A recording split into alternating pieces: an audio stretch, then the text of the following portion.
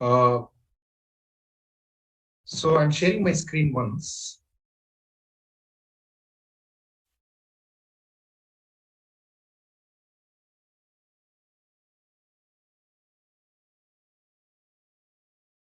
So these are the two recorded sessions, 25th and 26th. Those who missed my sessions for GitHub, you can watch these recorded videos.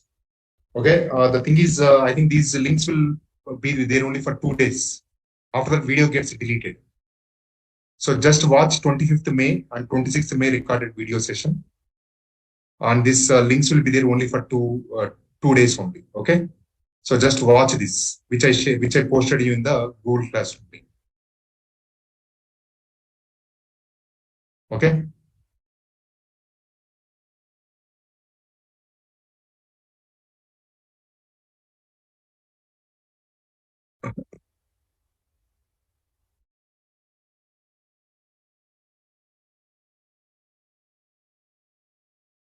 Hope everyone is able to see this, right?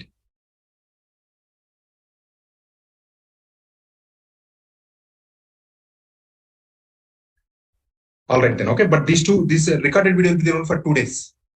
So just note down all the points and watch these videos as early as possible. All right then. So now I'll be telling you the next tool. So with this, we completed 6 tools. I'll be telling you Docker. Okay. So how many of you know Docker actually?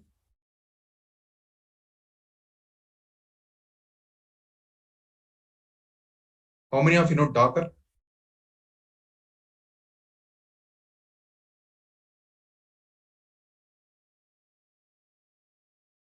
Docker.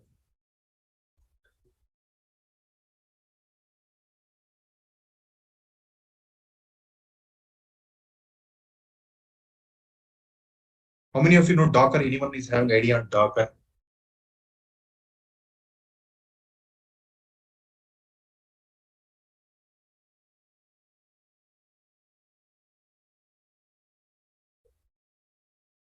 Okay. So basically, Docker is a container engine. What is a container? Anyone is having an idea about what is a container? I'll tell you. Let us take from our basic computer. What is our basic? Let us take our physical computer, or if you take our computer architecture.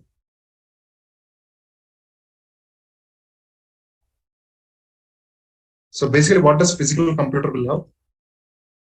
It will have its own RAM, or we can say processor. It will have its own processor, right? And then it will have its what you say is it will have its own RAM, which is also called primary memory. Primary memory.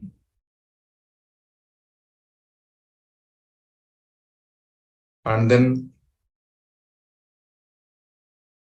we'll have secondary memory or hard disk.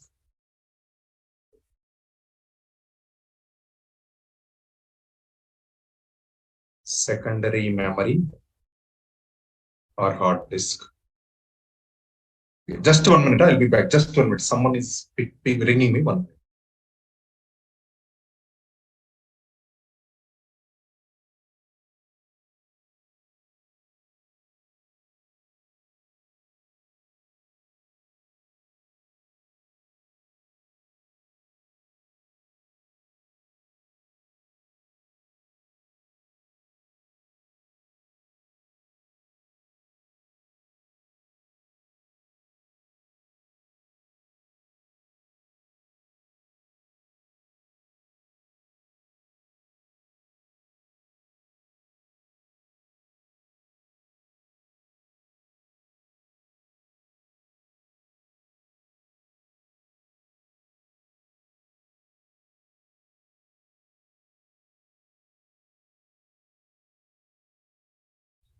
Sorry, I'm back. So processor, RAM, primary memory and all that. And on top of that,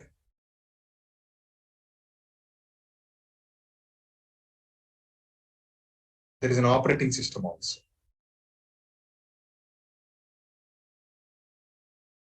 right?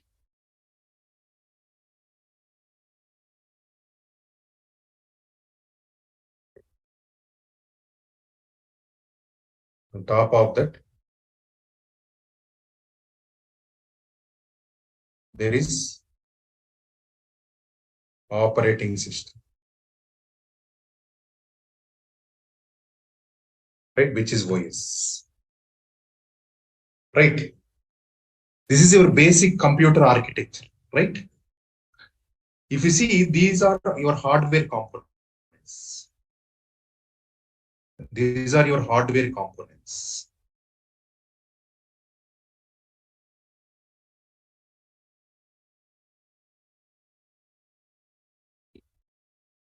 And the operating system is your software.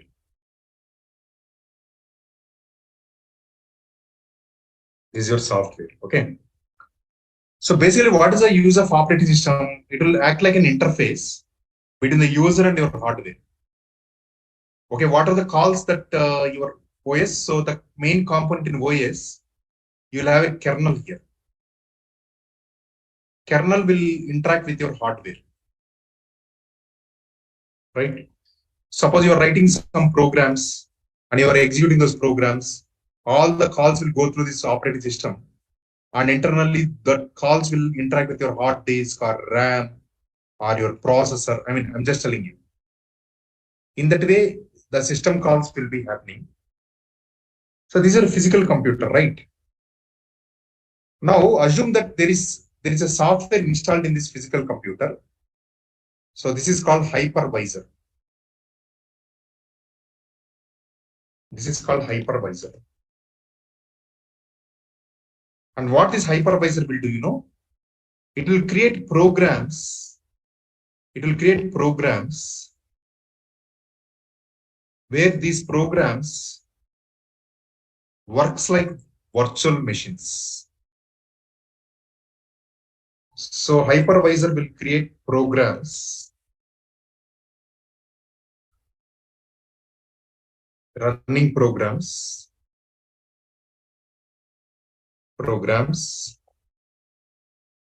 where these programs will work like a physical machine. So imagine you are creating a software in a physical computer. Your physical computer can be your desktop or your server, where these programs will work like again physical computer means.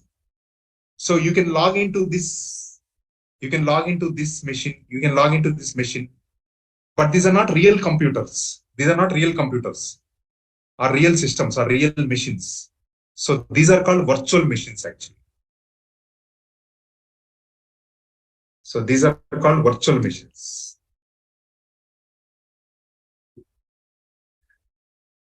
So, and you know, a lot of cloud models. Your cloud model is there, right? Cloud models like AWS, Amazon Web Service, or GCP, Azure.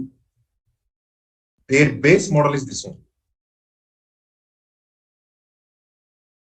Their base model for infrastructure as service.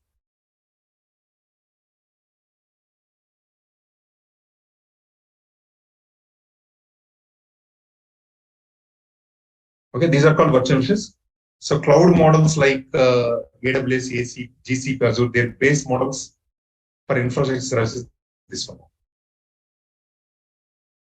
Right?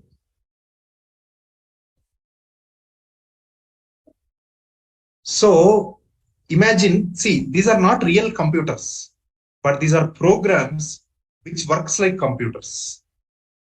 So virtual machines are programs that work like physical machines. See how good the architecture is. See how the architecture has been developed in this way. Virtual machines are programs that work like physical machines. That means they are not real computers. That means these virtual machines share the same hardware of your underlying actual physical machine. So they share the same. So each virtual machine will share the same RAM, hard disk. So each virtual machine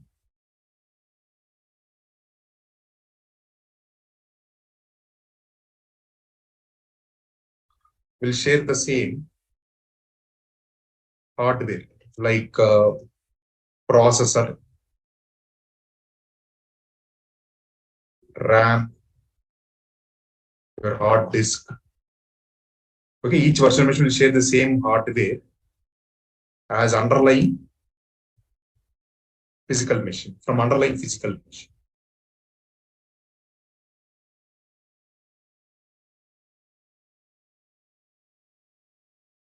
But each virtual machine,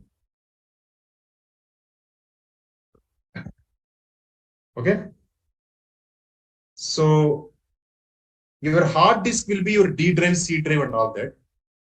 RAM will be like your memory, where your JVM and all will loaded. So in your program, RAM is like your temporary variable. Your hard disk is like your C drive, D drive, and all that. Your processor is your arithmetic logic unit, all the processing unit. Okay. So all these virtual machines will share the same processor, RAM, hard disk. But each virtual machine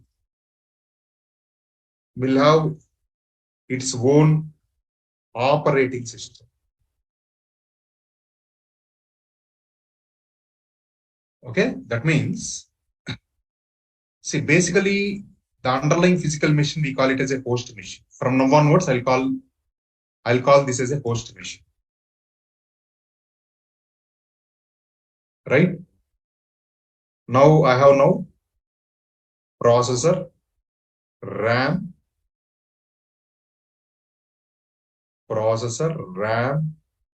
hard disk,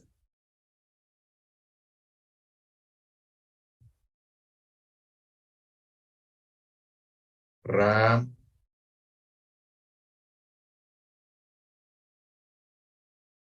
your hard disk,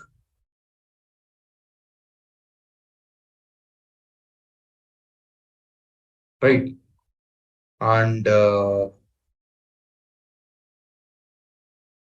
you have an operating system now, OS, and on top, so we have an hypervisor installed. Hypervisor, we call it as a hypervisor. That is installed in this host machine. Now from onwards, I'll not call physical machine, I'll call host machine. So this hypervisor is installed, and this hypervisor will create multiple virtual machines. So these are your virtual machines. And these are called guest machines, I say. We call it as guest machines. Guest machines are so the machines, these are all virtual machines. So guest machines are virtual machines. Right. Now, each guest machine or each virtual machine will have its own OS. Each virtual machine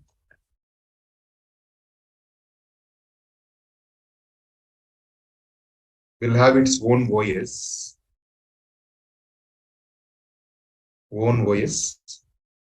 But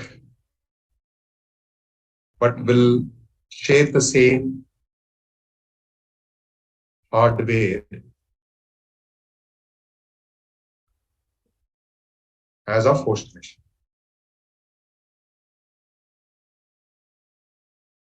Right?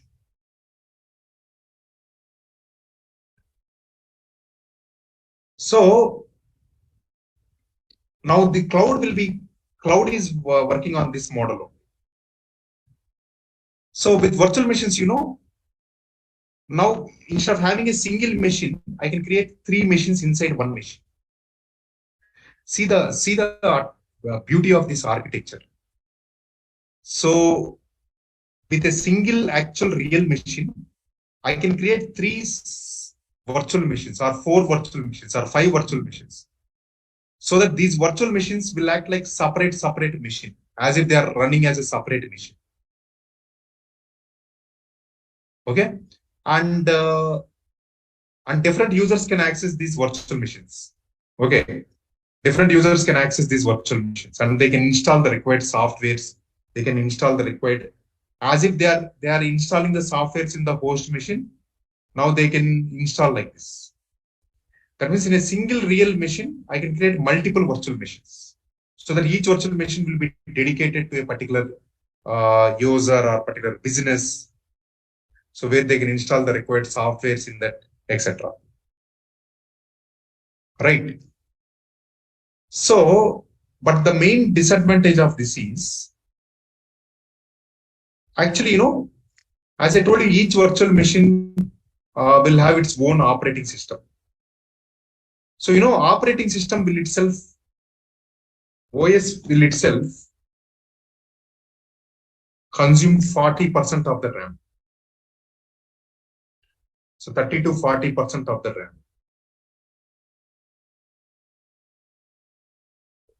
So OS will itself consume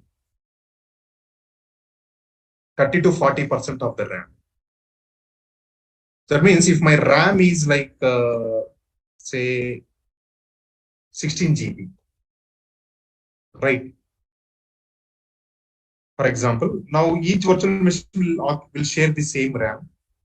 Like this will take some 4 GB. Okay, this will take some 2 GB. And then this will take some 2 GB, like that. Now, if you take this 4 GB now, in this 30 to 40% will be occupied by operating system. Each virtual machine will have its own operating system. And the remaining memory will be used for the required applications. Like suppose I'm using this virtual machine, I can install the required softwares in this. Suppose other person is using this virtual machine, so he can install the required softwares in this. But that remaining memory only, because 30 to 40% of RAM will be occupied by the operating system. They will not share the host machine operating system. They will have their own operating system. That means my host machine is having, say, like Red Hat Linux. Okay, I can create a virtual machine here with Ubuntu OS. This will have its own separate OS. Similarly, this I can use Windows OS, right? And this I can use like CentOS. This is also one operating system. I mean, Linux-based operating system, right? So OS itself will consume 30 to 40% of the RAM, and the remaining RAM will be used for the other applications. That's why virtual machines are very heavy weight. They are not lightweight.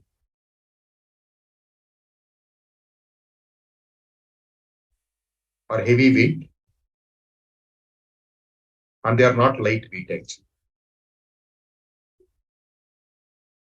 Okay. So they're not easily portable because they carry the heavyweight operating system. Instead of that, actually, there is one more concept came. That is what your containers. So what containers will do is, say, now you have your host operating system, sorry, host machine.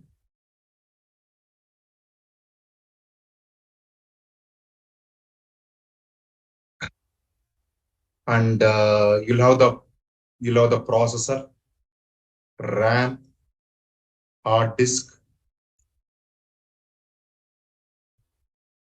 processor,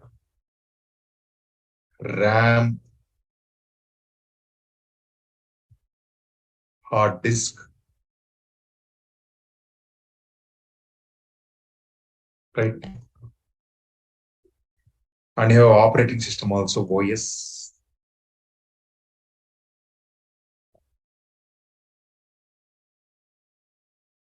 Okay. Now instead of hypervisor, we'll set up container engine. We'll set up container engine.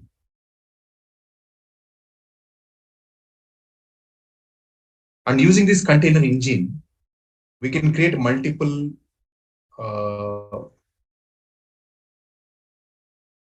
we can set up multiple containers. So these are your containers.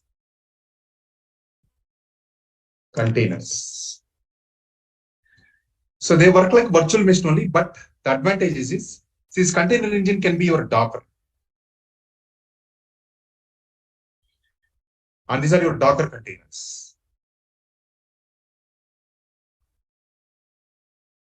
So the advantage of this Docker containers is these Docker containers share the same OS kernel as of the host machine. And similarly, they share the same OS kernel. Okay. Next, RAM, the hardware, processor,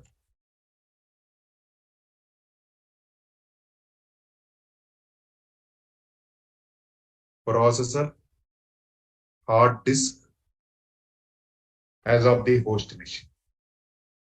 Okay, Docker containers share the same OS, kernel, RAM, processor, hard disk as of the host machine. That means these Docker containers do not have the separate OS. Okay.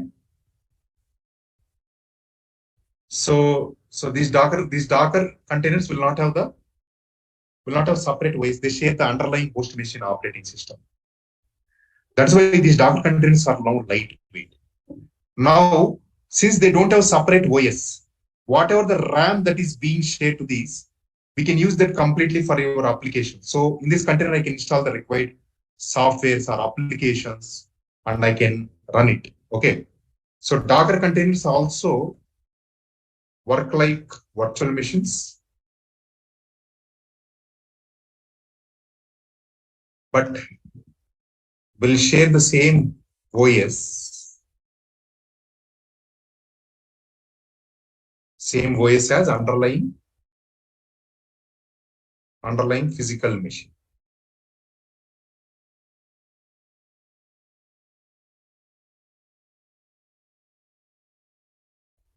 Okay. So I'll tell you one advantage of this actually. Now containers are lightweight now. So basically, remember, I have an application built in my local system. Say Spring Boot application. Okay, built in my local system. Right? Now I want to take this application and copy the two different servers, a development server, dev server, right? And then I have to copy that to test server,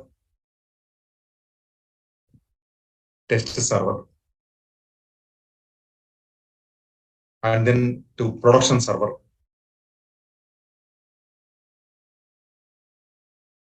So which is your prod server.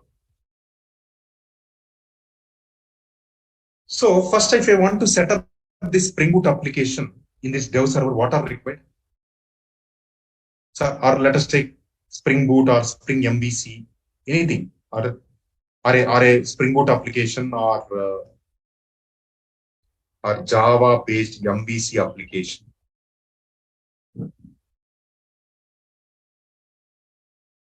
Suppose if I want to run this application in this dev server, what are required first? First, I need to install. First, I need to install setup JDK software, right? Set up JDK software here, right? This is first thing. Next is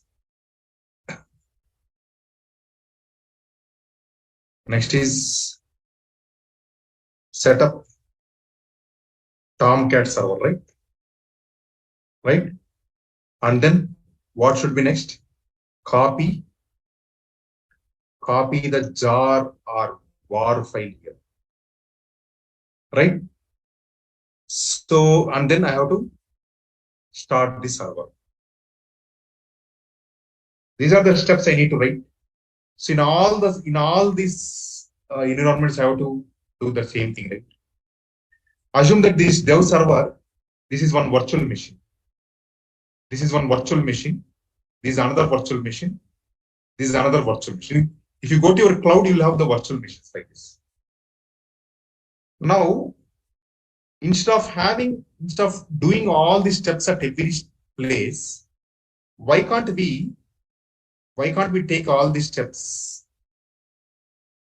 and create a executable file from this? That is called image file. Image file. What do you mean by image file means? So this will contain all these softwares or libraries.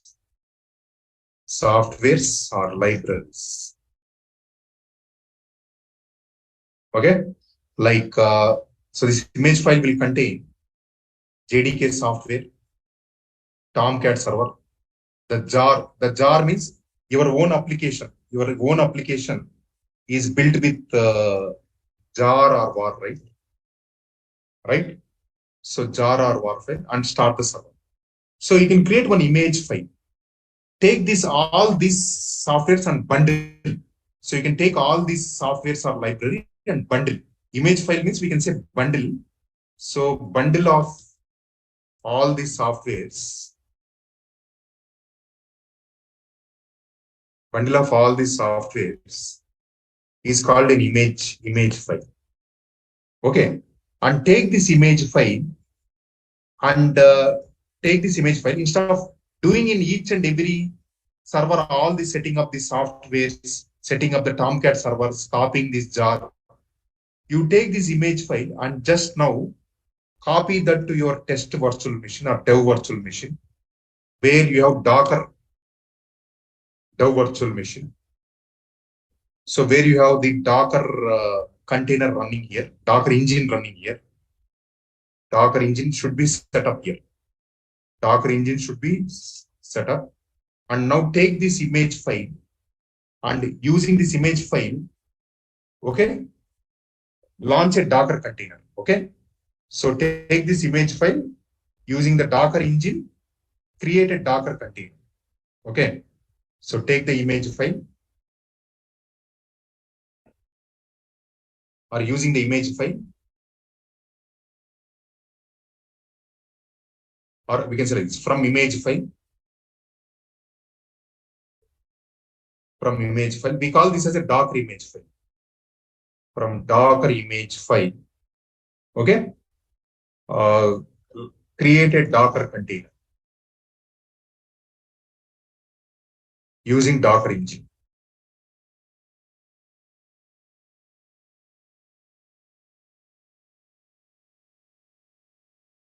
Okay. Similarly, if I have now test virtual machine.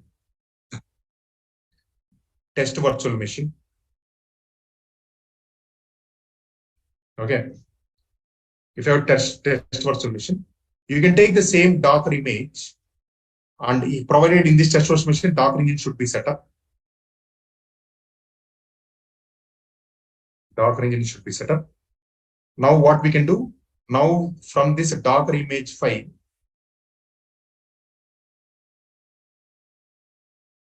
create a Docker container.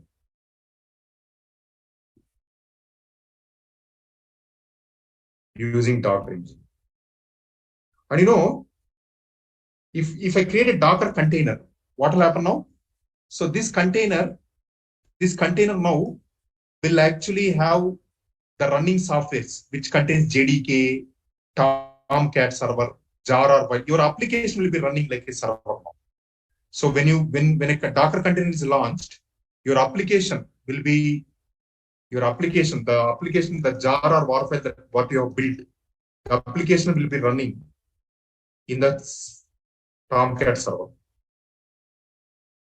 Because you bundled all these softwares into one image file, and from the image file you are launching a container, and this container now will work like a server, which will contain now the JDK software installed, will have the Tomcat server running, and will have the jar or war file running in the Tomcat server, and the server is also started, and this container is like a running application of all this.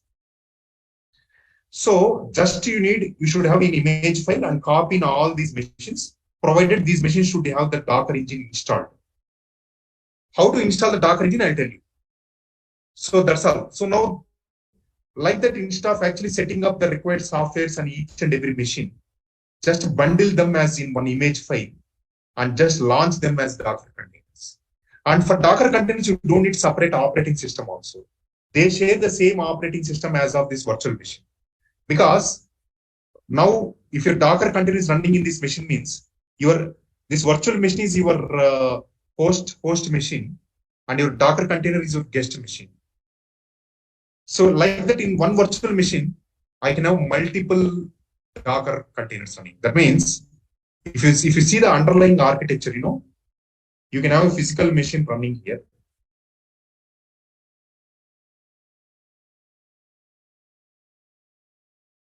Okay, you can have physical machine running here.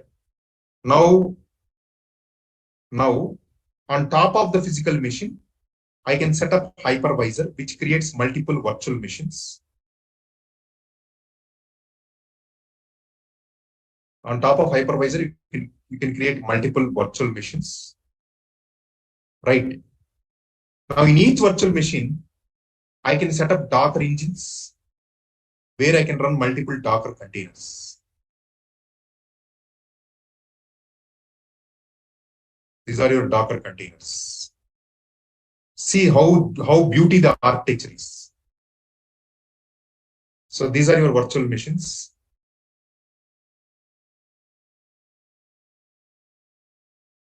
So these are your virtual machines.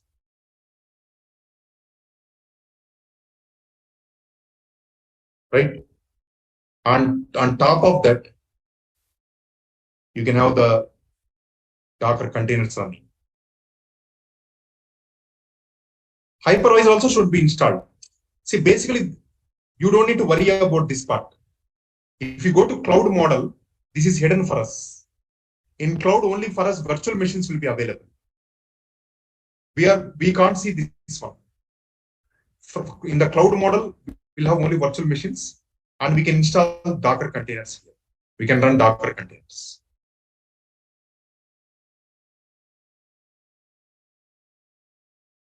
See, this is how this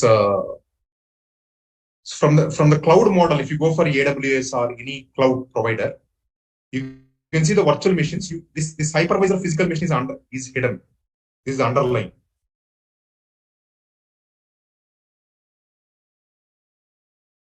All right. So this is how built. That means how to run a Docker container means. So first, you have to create a Docker file. So I'll tell you. So first, in a virtual machine,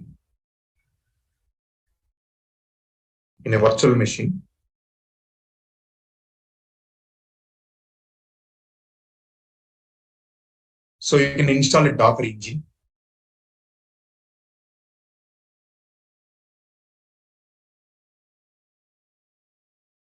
You can install a Docker engine. Right? Now, this virtual machine can be of your Ubuntu or any Linux-based operating system. And remember, Dockers will be supported only in the Linux-based operating systems. Now, say in Linux-based operating system, you have a file system path, just like your C drive or D drive. You have a file system path like home, Ubuntu, something like 0 home path. So in this, I will actually write one file called Docker file. And the name will be like this one. There is no extension for the file, Docker file. Okay, so that means first you'll have a Docker file.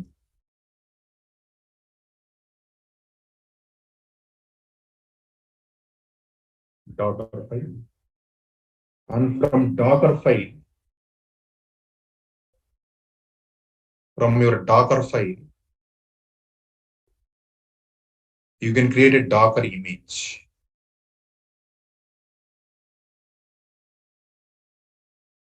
And how we will do, we'll see. So from Docker image,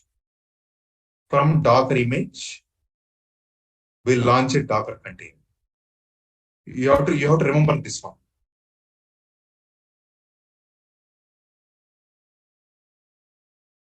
These are the steps. So, and we'll use a Docker commands to do this. What Docker file will contain is, so this will contain the instructions. Instructions to create a Docker image. Okay, this will contain instructions to create a Docker image. And what does Docker image will contain is, as I told you, it is a bundle of libraries. Okay, for the application to run. Right? Application to run. And what is a container? It is a running component of the application.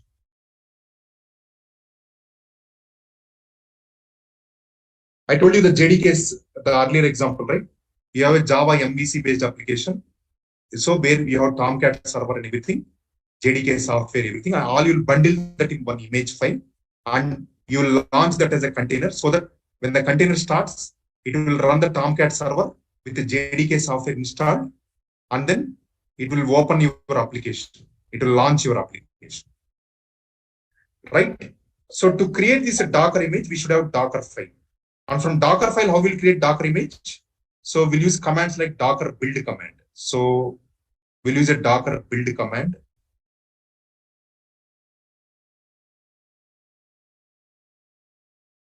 So what this Docker build command will do is, so I'll have Docker build command.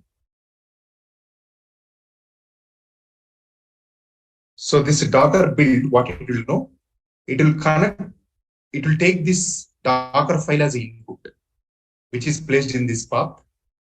And this command will get executed with the help of Docker engine. Your Docker engine is your environment, your runtime environment. Okay.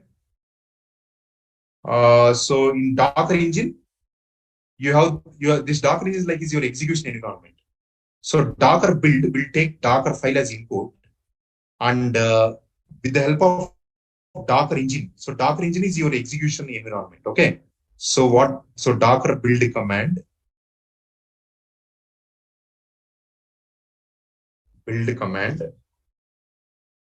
will actually take Docker file as input and create a Docker image.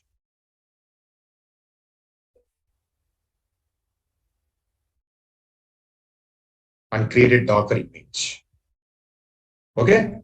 So I'll tell you what is Docker file. So Docker files will be based on the requirement. Okay. If you are building a Java based application, Docker file will contain all the instructions to create a Docker image, like as I told you, right?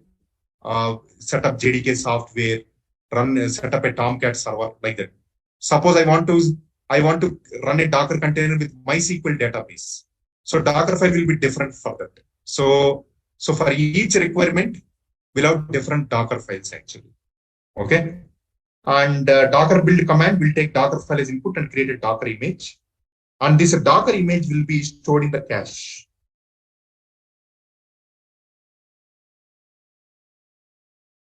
This Docker image will be stored in the Docker cache. So that means the Docker image will be stored here. Okay, the image that is built is stored here in the Docker cache. Okay, the image that is built will be stored in the Docker cache. Now, Then what we'll have is, so then we'll use a Docker run command. So then we use Docker run command, Docker run. So what Docker run will do is it will take the image from the cache as input and launch a Docker container. So this will be Docker run command. So what Docker run command will do is, so Docker run command will take Docker image from cache as input and launch Docker container. And each Docker container, if you see here, each Docker container will be like as if they are working like physical separate machines. Okay, this will have its own IP address. This will have its own IP address. This will have its own IP address. So this will run like independent server. This will run like an independent server. It will run like an independent server. So this container I can launch one Spring Boot or Java-based application. This container I can launch a database. This container I can launch a caching server. This container I can launch some messaging server. Like that, each or if I'm using microservices, this container can be one microservice.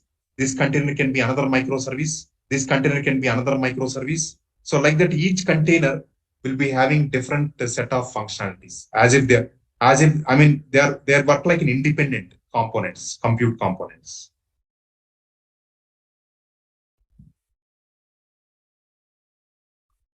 Right? This is how the Docker containers will work. And Dockers will be supported only by Linux-based operating system. So in Windows, if you want to set up Dockers, you have to set up a virtual box. In that virtual box, you have to install Ubuntu operating system. Okay. So for your course, we'll deal with a simple Docker file example. Okay. So in this course, what I'll be telling you is using. So let us launch or start NGNX web server. Okay, which is hosting web application, which is hosting small web application. So this is what we are going to. See. I prepared one document for Dockers. I'll share you that document.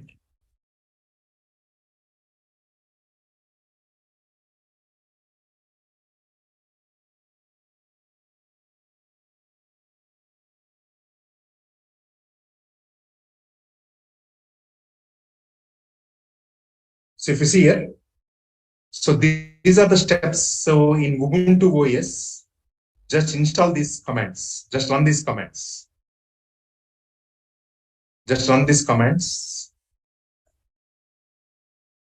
Which will install your Docker engine. Just install these commands, right? And for me, I have already my own Google Cloud account actually. So how I'll do is I will set up one Ubuntu OS virtual machine.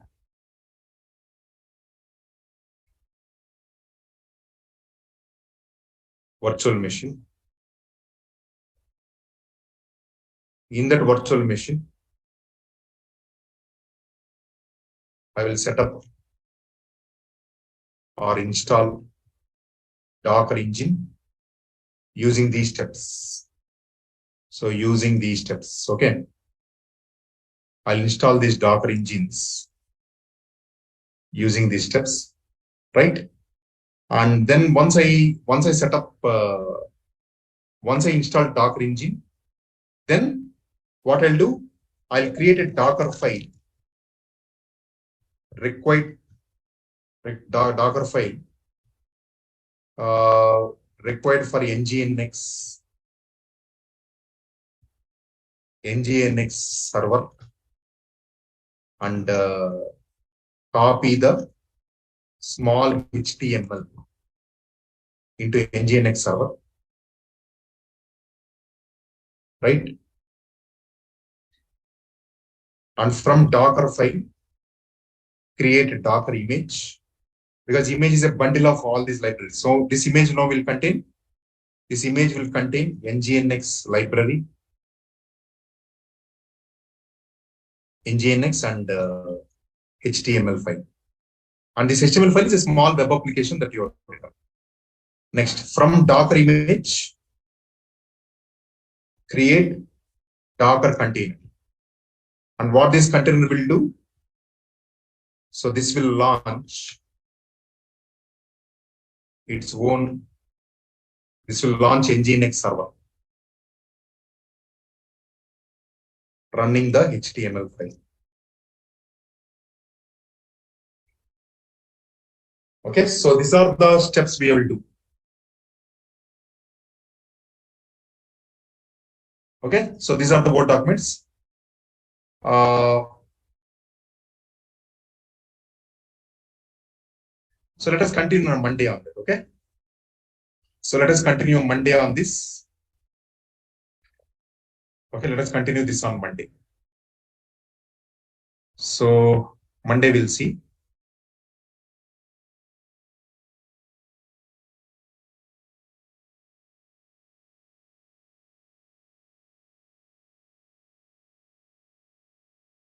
So Monday, Tuesday, Wednesday, Thursday, I'll be taking more hours. Okay, like more than 1.5 hours I'll take, so that we can complete next week maximum syllabus.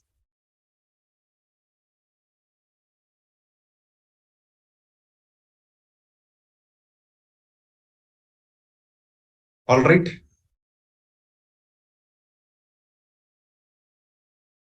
Yeah. So Monday I'll be sharing these practicals. Okay. All right then. So let us meet on Monday then. Windows, actually, you have to set up a virtual box. There you can install Ubuntu.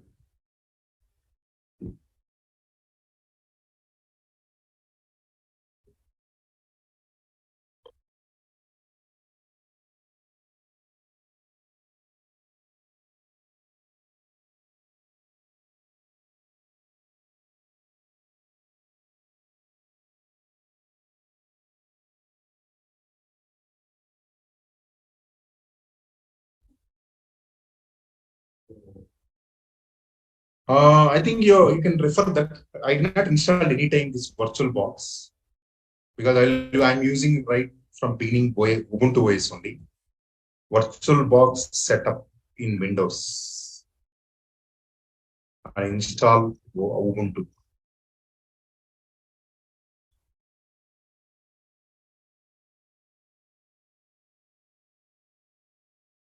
You can refer this.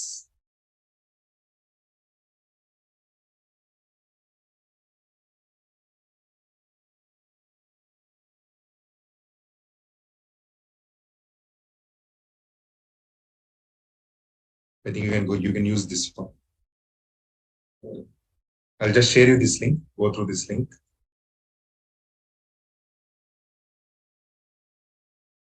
Yeah.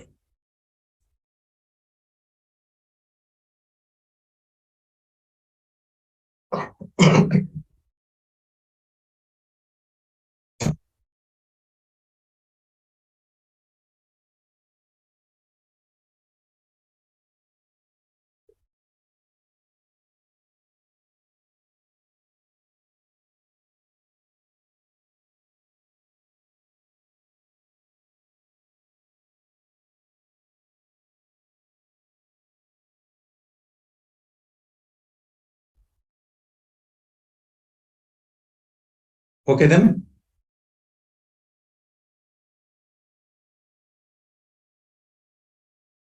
Yeah, I uploaded already in. That's what I think you joined late actually. Here I already added this link. See, these two links I already added the recorded list, 25th and 26th. Just go through this, but these videos will be there only for 2 days. After that they'll delete it. Go through this as soon as possible.